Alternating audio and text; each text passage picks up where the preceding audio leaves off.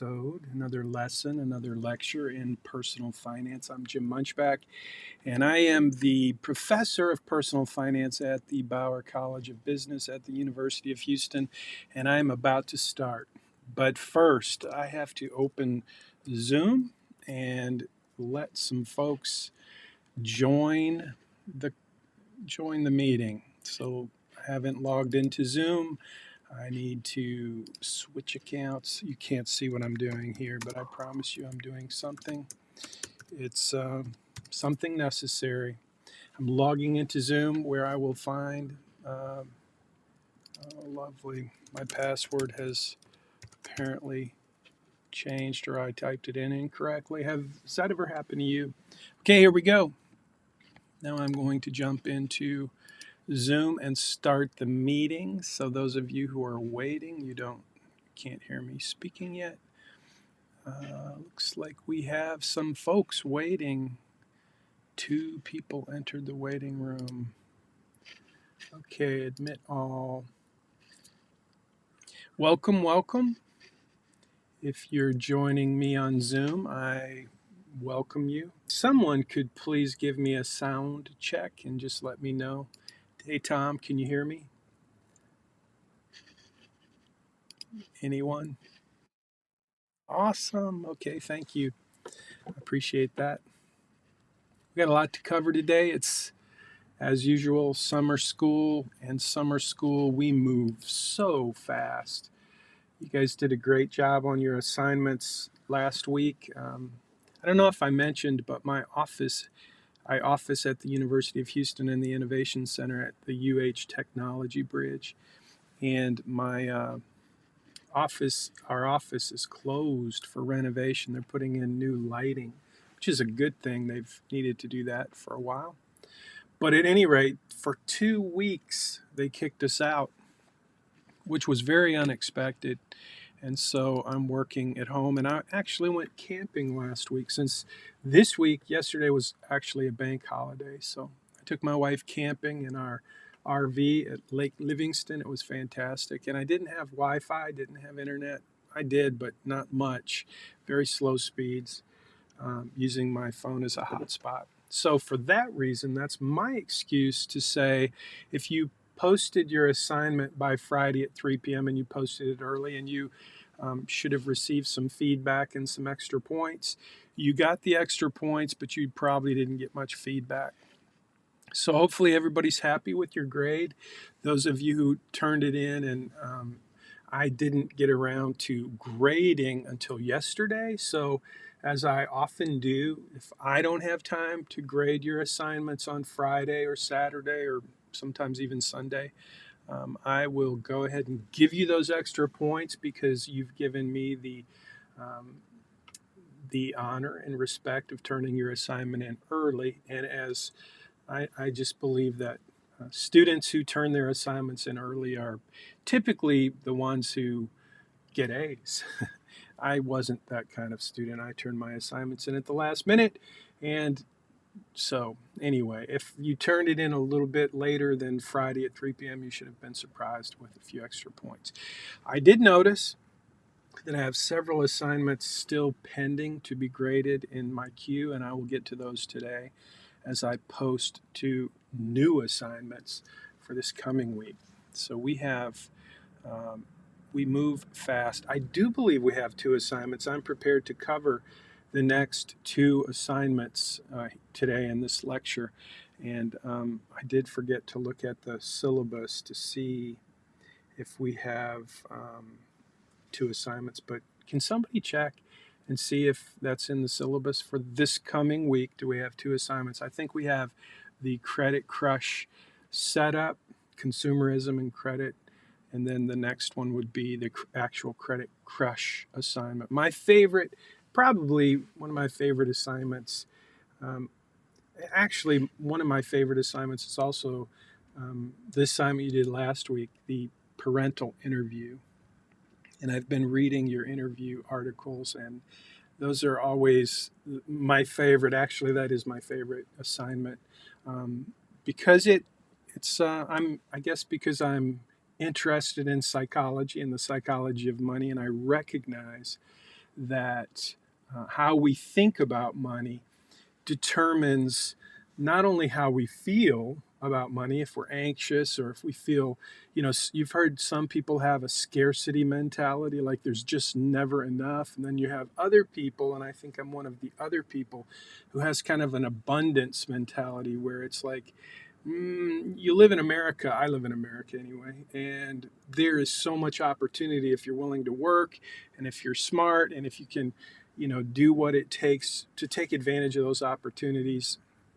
You'll never not have sufficient resources. That's kind of the way I've approached life. And so, but other people like my wife, I think it's pretty common to have a scarcity mentality where you just kind of always feel like there's never enough. And that can be a good thing. It can make you frugal. It can make you not a spendthrift, which I'm kind of a spendthrift because I always know that I can make more money. So I'm not as diligent about my spending as my wife is. So we make a great team. We really do make a great team because opposites attract, but also we're different.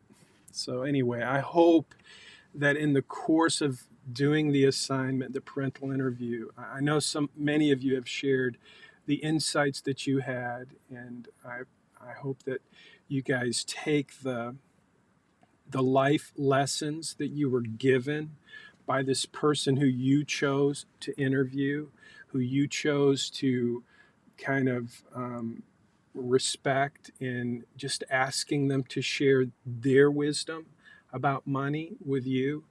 And I hope that that assignment was as valuable and meaningful for you as it has been for so many other students who have actually went into that assignment with maybe not expectations that you're going to walk away with a real gift, but most of the time I think students' expectations in that assignment are exceeded because you walk away with something very precious and very valuable. And so I hope that happened for you in that assignment, the parental interview.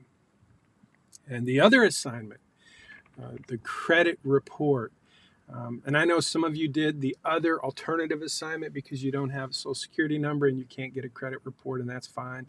And I think that's a helpful assignment too, where you watched that video and just unpacked it and outlined it. But most of you were able to get a credit report. And so as I'm reading your comments, it's a very important assignment. I hope you will remember as we go through this semester and as you graduate and go out into your career and into your life, that you remember you can get 3 free credit reports every year. So I would encourage you just to kind of put it on your calendar. And for most years, you're going to want to just check your credit report every 4 months. You can do that for free 3 times a year, 3 different credit bureaus. So I know you know that because you took the quiz. And so anyway, that was assignment number 2 last week. So now we're going to jump into the assignments that are coming up this week. It's 11 minutes after, so we're going to get started. It looks like we have let everybody in who's waiting to get in. Let me make sure that's true. Yep. Okay. So if you're watching on Facebook or YouTube, we are streaming live right now on our YouTube channel and on a couple of Facebook pages. And you can find those links in Missional Money, also in Money Study Group. So let's get started. We're going to talk about the Credit Crush assignment. And this is one of my favorite assignments because what happens in your financial planning portal is you're going to get to do some things that are going to quickly show you the power of debt and credit strategies. So when we talk about financial planning, we're looking for strategies that can move the needle on your financial life. So the Credit Crush assignment is designed to give you a pretty quick introduction to how much you can move the needle in your financial life if you have smart credit strategies. And a lot of people don't realize how important credit and credit payment strategies can be. And especially now with interest rates going up, this assignment and what you'll learn this week is really important. So it's a way for you to interact with your financial planning portal and get to see some of the value of having a financial plan. So before I jump into the lesson, let me remind you and affirm you, I guess, because most of you have already set up your Bayrock account so that you have now access to the financial planning software. It's called Right Capital. That's the company that we partner with at Bayrock to provide, I think, the best financial planning software. For sure, the best for the money in terms of the value. What we can do with this software, in my opinion, makes it the best on the market. There are other products that are better, but their cost is almost prohibitive, and they're not that much better. So just trust me when I tell you that in this course, you've been given access to a very premium financial planning portal software. And I know many of you are not really going to be all that excited about having an awesome financial planning software at your disposal. You just want to get an A in the course. So I'm going to help you do that. But for those of you who are interested in kind of pushing the envelope and learning how financial planning works from the perspective of a really sophisticated tool, you have access to that. So your plan, if you haven't logged back in, now that you set up your plan and hopefully completed those first 6 data cards, if you log back into your plan, you should see that you have now access to a whole lot more information, a whole lot more data cards. Because my team went in and everyone who had set up their account got upgraded. Excuse me. So if you have not yet set up your account, you're going to be missing some points in the next assignment because you just won't have access to the tools, to the resources, to the data cards that you will need to complete the assignment. So I made that announcement last week, and like I said, most of you have already done a great job of going in and creating your account, and you should see that that has been upgraded. If you don't see access to retirement analysis, investment, if you just see a couple of tabs, you might want to check in with GroupMe and compare notes with other students who have access. And if you find that you do not have the right access, you need to send me an email and let me know, and I will assign one of my team members to go ahead and update your account. So I'm sorry to have to restate that again and again, but most of you got it. Some of you have not. And so those of you who are behind, you're going to see some deductions in your points because you have to keep up in this course, especially in the summer course. So let's jump in. When I first started teaching this course, and by the way, I'm going to take a look at the chat, and if you have a question, please feel free to jump in and leave a question. And by the way, I did get a couple of questions, and I wanted to share that I posted at missionalmoney.com. I just posted this just a few minutes ago. It's how to take a screenshot. And so I've had a couple of students who have been concerned that here's what they were doing. They were taking their phone. I'm pretty sure it was their phone. And they were taking a picture of their screen. Boom. So if you do that, it creates a really lame screenshot. And technically, I don't think that's a screenshot. That's a picture of your screen. And because of the lighting and the digital stuff, it really looks terrible. And it makes it very difficult for me to tell what's in that screenshot. So if you didn't know already, you will get deductions if you turn in screenshots that are actually pictures of your screen. And so I've posted this for just a kind of a how-to.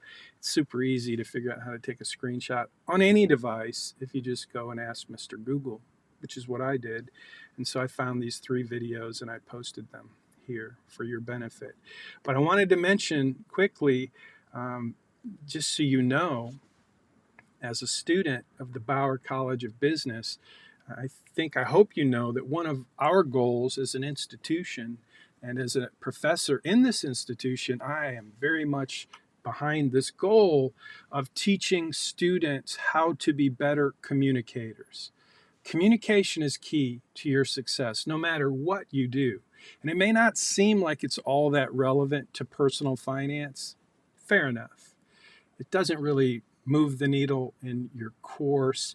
I don't grade you for your English or how well you spell or so on. But I do ask that when you put together an article, you put it together in such a way that makes it a little more pleasant to read than one big, super big paragraph with no breaks and no formatting. And so, all that to say, there's a reason that that's part of this course. And you guys, most of you are doing an awesome job. When I read your articles and I see your pictures and I see the time that you put into it, my thoughts are you don't need to put quite that much effort in. You're going way beyond my expectations. And while I appreciate that tremendously, I just want to let you know, take a little pressure off if you're one of those students who's just going way above and beyond. Maybe it's easy for you. I mean, it's pretty easy for me to put something together that's pretty fancy. And so if it's not that much work for you, great. It's like an art. It's kind of like music. And if that's your way of doing art, awesome. I appreciate it.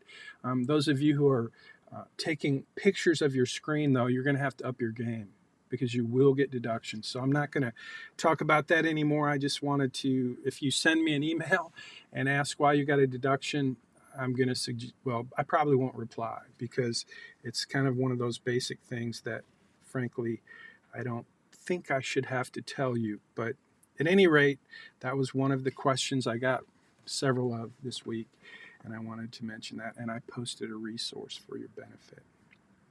So I want you to meet Billy. This is Billy and Sally. When I first started teaching this course, you guys got to see, I think last week, how I met with my group of friends and Sam, the engineer, who Sam has passed, but he was one of the people that really impacted me in terms of giving me a vision for this course and what the three laws of personal finance. The first law is the law of spending and saving. Spend less than you earn and save more for what matters most. That was Sam who helped me kind of make that a foundational principle of this course. And so as I was thinking about, all of the pieces of this course and how I was going to put it together and try to help you have a really clear vision for how to become a millionaire by the time you're 50. As I was thinking about all of that and trying to sort it through in my mind, how I could have very clear, very achievable educational objectives, I met this guy named Billy. I was taking my car to Firestone to get some tires on my Lexus. And while I was standing in line, this guy, Billy, was there, and he was there to buy some tires for his Ford F-150. And so it was before I started teaching, it was like just a week or two before the first semester started when I was teaching. And so he was a young guy. He just graduated from San Jac with a technical degree, and he was working at a place called Marathon. So we had something in common because I used to have a business inside of Marathon. It was a vending machine business with soda pops and snacks. And I had to put on all that hot overall Tyvek, hazardous suit, whatever you call it, with a hard hat and glasses, and it was super hot and it was terrible. I hated it in the summer, but it made pretty good money. It was a cash business, and I would go into Marathon, and it was kind of fun. I sold that business, but Billy worked in that same plant, so we had something in common. And he started, I asked him what he was doing there. He pointed to his Ford F-150 pickup truck. Now, I don't know if I told you this, but I used to be a master mechanic, and that's how I paid for college. I paid for my own college. I left home when I was barely 17 years old, went to tech school, and paid for my own college and learned how to become a master mechanic, and that's how I paid for college. So as a mechanic, I learned how to work on all kinds of vehicles, and one of them was a Ford F-150. And I could see as a mechanic that there was something different about a Ford F-150. It's it's it's got a very different type of suspension. It's a really well built vehicle. Okay, and so Ford F-150. I don't know if you know this. A little trivia, auto trivia. Ford F-150 is the most uh, number one seller in the world for all vehicles ever. Worldwide, no vehicles sold more units than Ford F-150. It's a really well made truck. So Billy had one. He needed some tires, and he had a coupon to get new tires on his Ford F-150, and that's why he was at Firestone. So let me ask you this. I've talked way too much. If you had a Ford F-150 and you had to buy new tires on it, how much do you think you would spend on those tires? Somebody tell me what you think it costs for 4 new tires on a Ford F-150 today.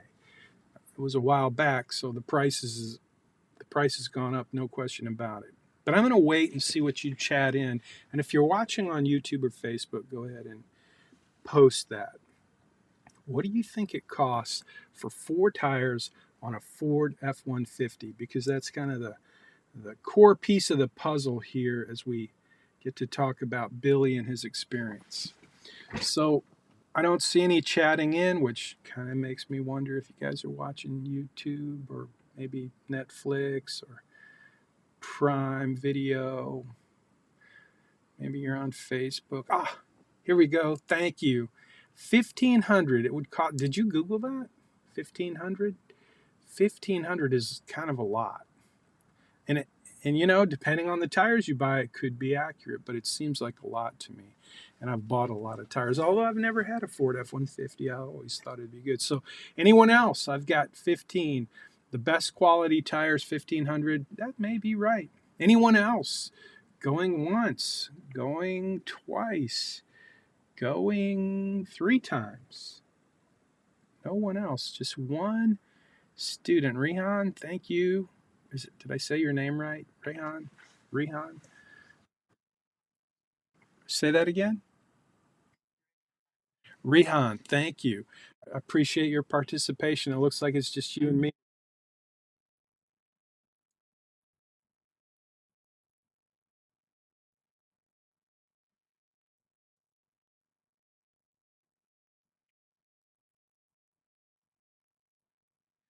Yep, yeah.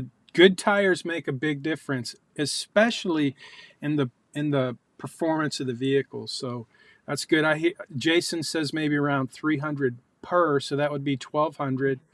That's not a bad. Are you seeing those comments, Rehan? Yep. So you guys all see each other's comments. So we have two chiming in, and yeah, I think it so back in the day when I met Billy and we were standing in line and he was going to get tires for his Ford F-150, he had a coupon for tires. They were, on sale. That's why he was at Firestone. I thought, because remember, I'm getting ready to teach personal finance, and I meet this guy who we had a lot in common, and he's buying these tires. So I'm just interested. It's like, oh, cool. Here's a young person who's thinking, not afraid to use a coupon, because sometimes I think, well, anyway, I thought that was cool. So as we were standing there waiting for him, he was in front of me, and Sally shows up. And I these are not actual pictures of Billy and Sally, but they kind of represent, okay, Billy and Sally. And so what happened was Sally shows up and she starts to do what professional salespeople do. Okay, I want you to think about that. What do professional salespeople do? Billy is there to buy 4 tires on his Ford F-150. He got a really good deal on this truck. He bought it from his uncle, got a really good deal, and now it's time to put some new tires on it. And Sally shows up to help take his order and provide the service that he came there to buy, new tires. And Sally says to Billy, Billy, that is a great truck. And she was right. I'm like, she knows a good truck because F-150, it looked good.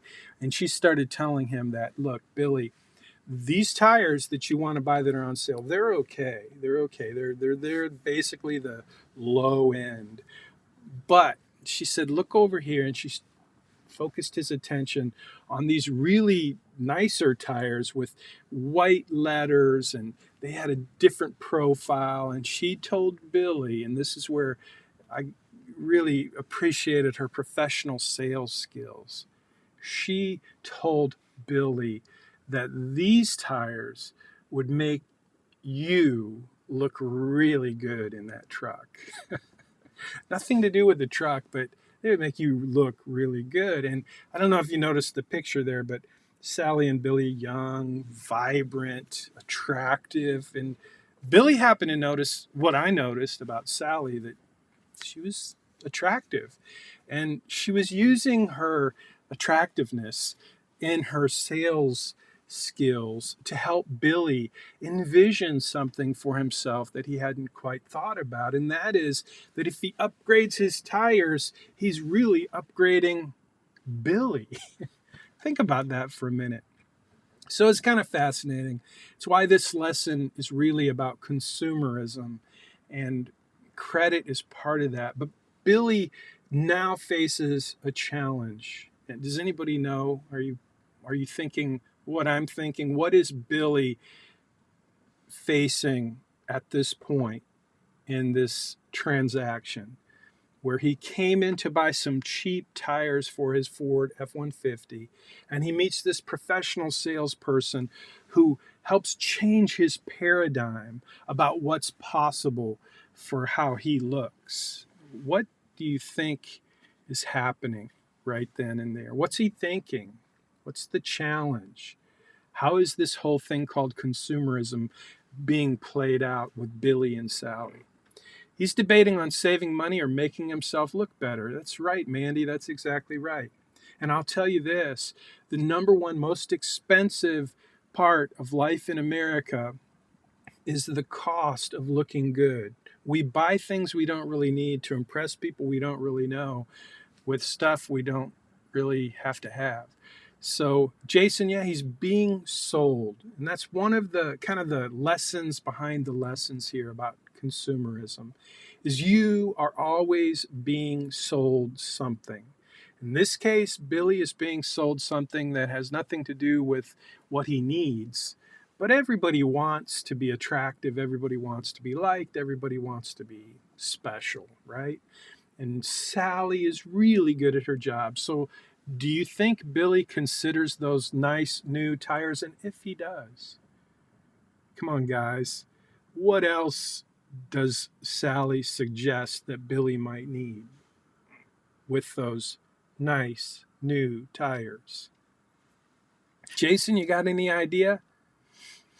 Rehan, what do you think? If you're going to take your nice Ford F-150 in for some tires, and you meet this person who helps you reimagine your entire life with these better tires, what do you think goes with it? Mandy is right. Mandy, you, you're, you're, you're paying attention. I appreciate that. Rims are a special piece of a vehicle. And if you use the rims that come with the vehicle, they're okay. Most of the time they look pretty good. Rehan, did you have something you wanted to say? It looks like you. Yeah, exactly. That was another piece of the puzzle. So now Sally is not just selling Billy better tires along with some really good rims, but she's also selling him an additional warranty, an extended warranty on the tires. Anything else you can think of that maybe was part of the transaction that Sally was using? Because Sally is a commission based sales professional. And so her job is to sell more product, sell more services so that she can make more money in sales commission. I know about that. I've been a commission salesperson most of my life. And I'm not saying that's a bad thing, because people need products and services. And if you can help them make informed decisions and make, good choices with their money, then that's how you get paid. And I think it's a great career, sales. I'm not I'm not dogging Sally. I'm just saying this is how it worked. What else do you think might have been part of the transaction with Sally?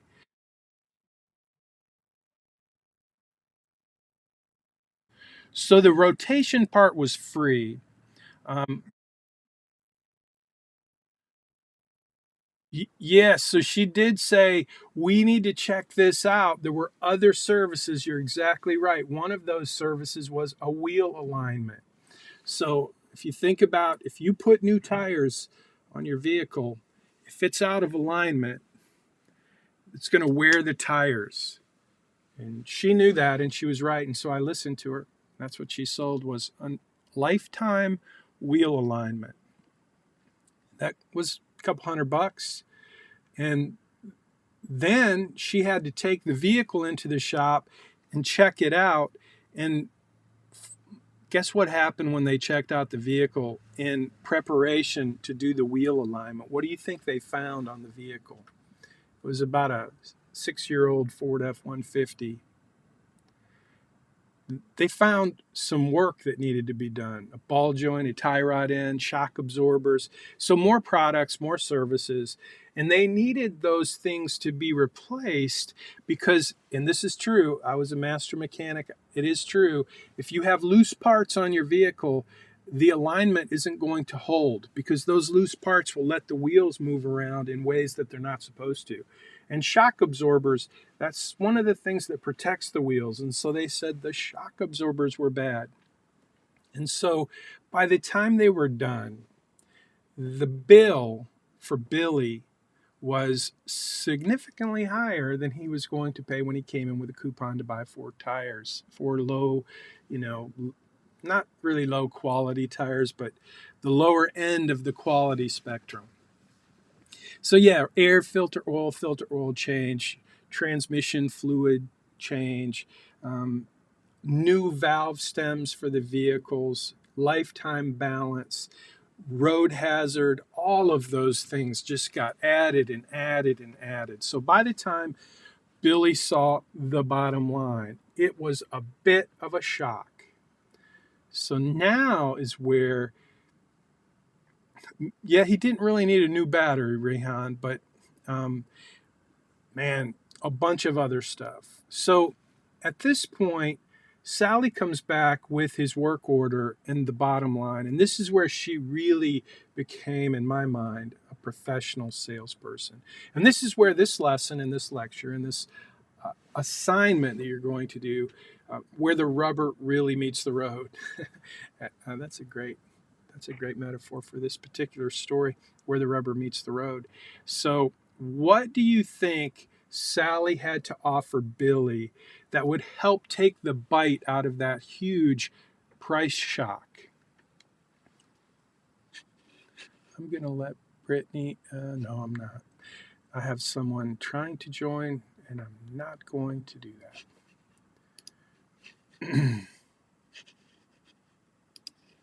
So, anyone?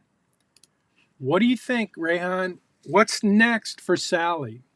She wants to close the sale. Monthly payments, what does that mean? It means credit.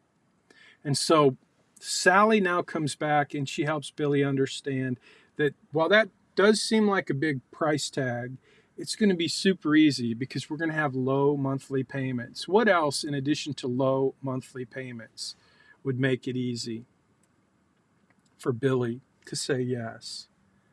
A couple other things that come with the offer for credit cards, for credit accounts with companies like Firestone, besides not just monthly payments, but low monthly payments. What else? Uh-huh. Somebody? Anybody? Come on, Mandy, help me out here. Small discount and credit with lower interest rate. That was part of it. The interest rate was low. As long as he made his payments, the fine print naturally said if you miss a payment, your interest rate will go up. So what else? Low minimum monthly payments, low interest rate, and there was one other big ticket item that made this credit offer really helpful in terms of taking the price shock away from Billy. What do you think the next element in this credit offer was. Come on, somebody's got to know this. Has nobody out there had the credit offer? So I'm just going to tell you, it's 6 months, same as cash. Have you ever heard that before? 6 months, same as cash. So what that means is Billy was not going to have to pay anything for 6 months. And Sally really sold this well, if Billy was able to pay that off, and by the way, at that time, the total bill was going to be around $3,500. So now he's buying tires and rims, repairs to his vehicle, and lifetime alignment, lifetime balance as long as the tires lasted, new valve stems, the extended warranty. And so total price for everything he needed to get done was $3,500. And so Sally's telling Billy, look, you don't have to make a payment for 6 months. Uh-oh, my phone's ringing. Sorry about that. You don't have to make a payment for 6 months. And so that was the third piece of the puzzle. And Sally said to Billy, she had a good point. She said, look, Billy, you're living at home right now. You're making good money because he's working at Marathon. You can make these you can save up in 6 months. It'd be pretty easy for you to save enough money to pay this off. And as long as you pay it off in 6 months, there's no interest. Doesn't that sound like a sweet deal? I mean, put yourself in Billy's shoes. That's what I was doing. Because remember, I was getting ready to teach this class, and I was thinking about this whole transaction and how it works, and how consumerism works, how marketing works, how you're always a target for somebody to try to sell you something. And here's a real life example: Billy buying tires, and now his big ticket price, $3,500. The promise is really low monthly minimum payments, no payments for 6 months, and it's the same as cash. So Billy took it, and it was a sweet deal, because Billy was going to save the money while he's living at home, and he's going to pay that balance off so that he wouldn't have any interest, and he just save up his money and pay it off within 6 months. But guess what happened? What do you think happened? You think Billy did that? Like, would you do that? Do you think most people would actually pile the money into that bill and pay it off before the 6 months? Or do you think maybe life happened and maybe he forgot, maybe he got distracted, maybe other things became a priority? What do you think happened with Billy? No, Jason says no. No, right. Because as it turns out, Billy and Sally, well, they kind of liked each other, and they started dating. And before you know it, they moved in together, and they needed new furniture, and they needed this and that. And then before you know it, they were going to have a baby, and that was great. And they got married, and not sure which the order was, but the point is, life started to happen with Billy and Sally, and that bill didn't get paid. So after 6 months, now they get the interest for the whole 6 months, and payments start. And this is where your homework assignment comes in, because dang, Sally's a really good saleswoman. Yeah, that's right, Jason. She is a really good saleswoman. And so this is where your lesson comes in, though, because what happened, just like happens in any credit transaction, the bill came 6 months later. It included interest for the entire 6 months, which was added to the balance. And so the payments are made. And usually I will take the time to go through the payment schedule to show you how, with a minimum payment on a credit card, you make that minimum payment, and then each month the interest from the balance gets added to the balance, and then you make your payment. And what happens is the minimum payment that you're making is less than the interest that's being added to the balance. And so what happens over time is you just get deeper and deeper and deeper in debt, because you're taking advantage of their trick, which is you pay a minimum balance, and you really never pay it off. And that's what they love. They, being the credit card companies, the credit industry, that's what they love. They love customers for life. They're not really crazy about smart people who know that paying off the full balance at the end of the month is the smart way to go, because those people tend to avoid paying high credit card fees. And so that's the whole point of the Credit Crush lesson. I want you to go out this week, and the setup is you're going to um, you're going to do a couple of things. Let me tell you what this assignment's going to require of you. So first of all, you're going to have to do a little research. I want you to think about what is your income going to be when you graduate.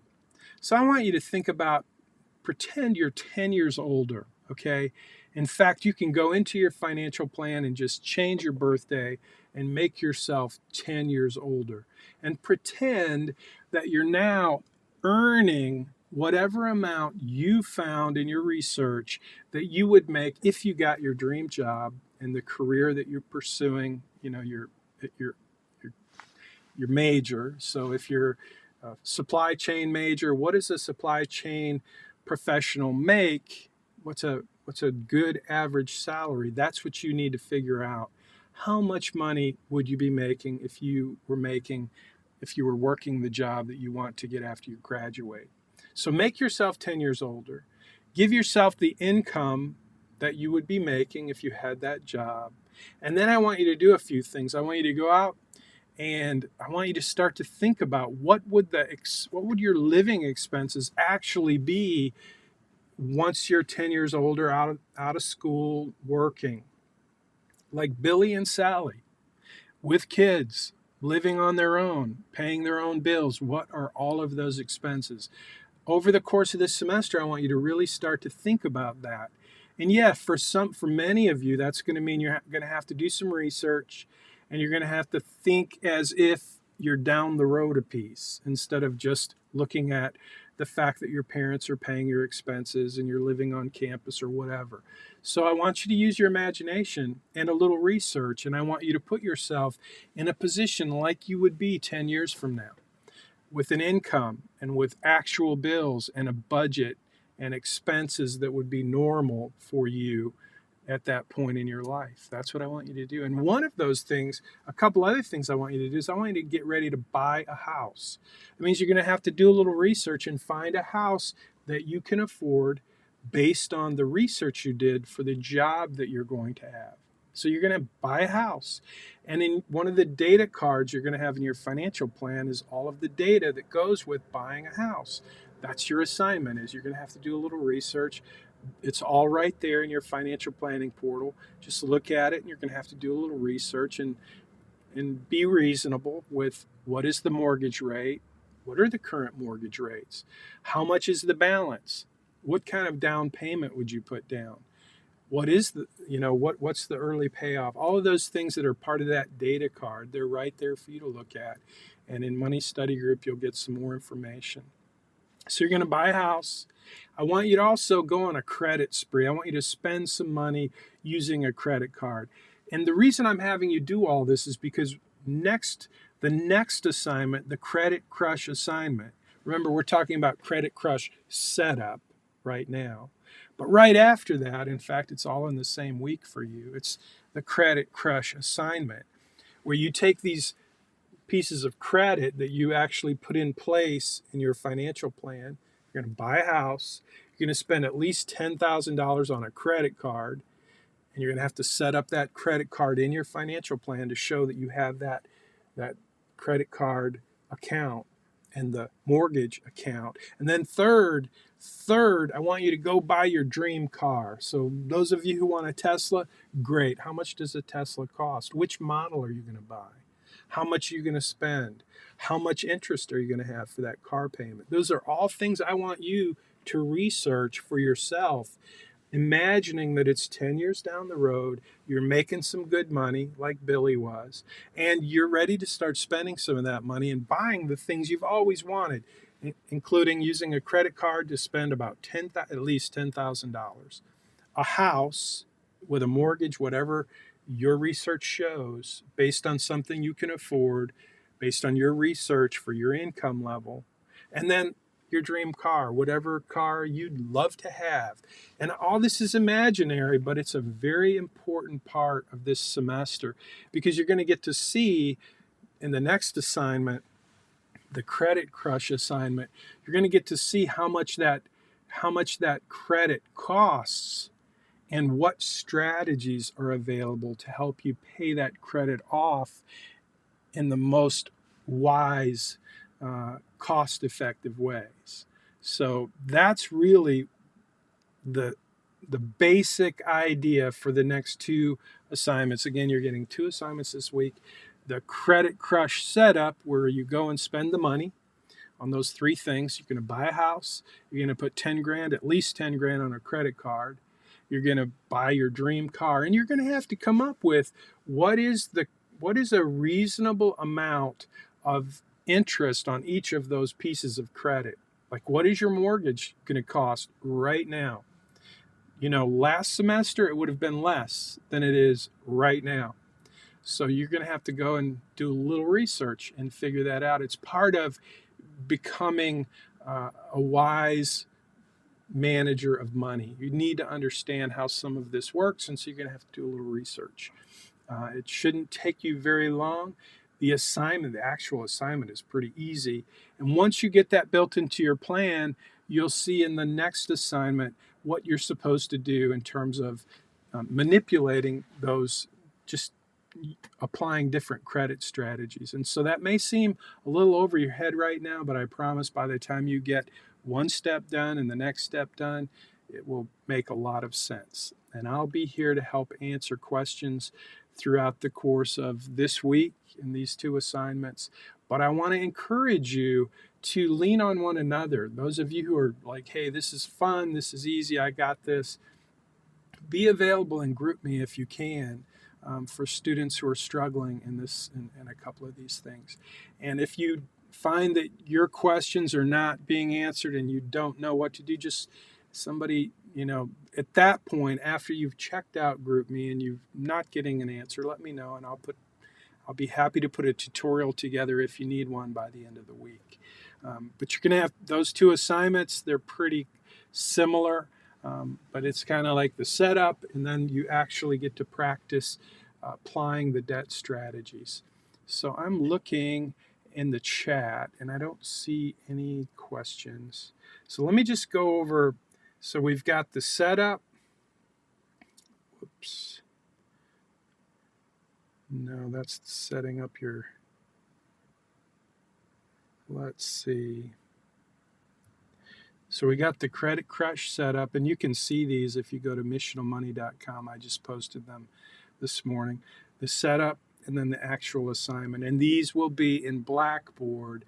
They'll also be in Money Study Group. Money Study Group is where you'll take the quiz, so you definitely want to jump into Money Study Group. You'll have some extra resources there. And again, if you have questions and if you need a tutorial, that's where I'm going to post this week's tutorial if you need one. But most students get through this part of the semester. It's really not difficult. The tricky part might be for you to remember that you're going to make yourself 10 years older. And you're going to have to do a little research and figure out how much money you're making. And I would give you kind of a heads up that one of the things you're going to want to do is think about how are you going to save for retirement. That's not this week's assignment, but it should be pretty obvious that if you're making $100,000 a year or $75,000 a year, you're going to want to be saving for retirement. So coming very quickly, one of your assignments will be to set up your retirement accounts, your 401k. And I'll be teaching you how to do that too as we get into this semester a little more. So this is the actual credit crush assignment. Remember, you have credit crush assignment, but then the setup that comes before it. They're very similar.